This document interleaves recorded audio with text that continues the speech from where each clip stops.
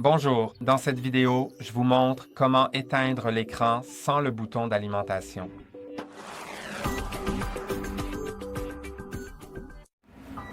Par défaut, il existe une option qui vous permet de double-cliquer sur un espace vide de l'écran d'accueil et uniquement sur l'écran d'accueil. Si vous appuyez 2 fois dessus, l'écran s'éteint.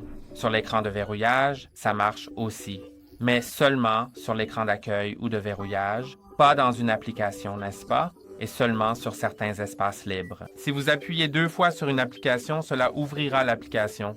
Donc, si vous voulez activer cette option, si vous ne l'avez pas, ou si vous souhaitez une autre option, allez dans les paramètres.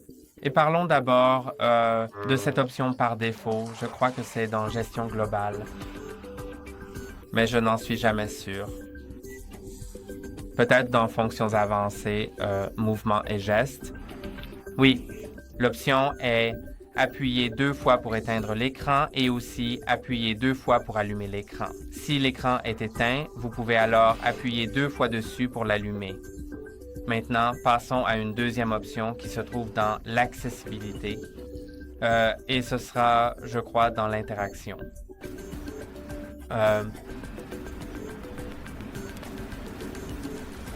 Non, pas ça, mais peut-être.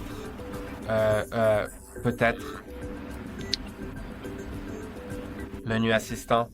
Oui. Si vous cliquez sur le menu assistant, vous pouvez maintenant cliquer sur éteindre l'écran. Et je pense que vous pouvez aussi le personnaliser. Alors, cliquons sur menu assistant. Maintenant, sélectionnez les éléments du menu assistant et vous pouvez en ajouter. Vous pouvez en supprimer. Je vais juste sélectionner peut-être éteindre l'écran pour commencer. Ensuite, je vais aussi ajouter capture d'écran et éteindre parce que il se peut que vous en ayez besoin si jamais vous ne pouvez pas appuyer sur le bouton d'alimentation pour une raison quelconque. Alors, essayons.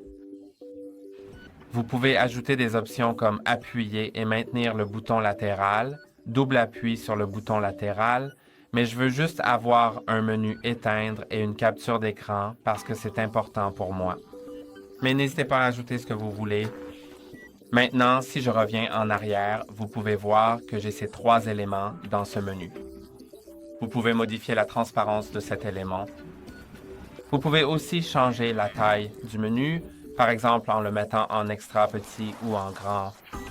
Ça ne fait absolument rien du tout. Je veux dire, ça ne change vraiment pas la taille. Ou peut-être que ça change juste le menu lui-même. Mais pas tant que ça, en fait, vraiment pas beaucoup, honnêtement, mais bon. Disons que c'est très bien comme ça, franchement, vraiment. Vous pouvez aussi l'afficher comme une icône sur le bord pour qu'il soit plus discret selon vos besoins. Et bien entendu, vous pouvez, si vous le souhaitez, bien sûr le déplacer. Et je pense que c'est à peu près tout ce que vous pouvez faire ici. Donc maintenant, vous pouvez cliquer dessus, éteindre l'écran. Et c'est tout pour aujourd'hui. N'oubliez pas de liker et de vous abonner. À la prochaine.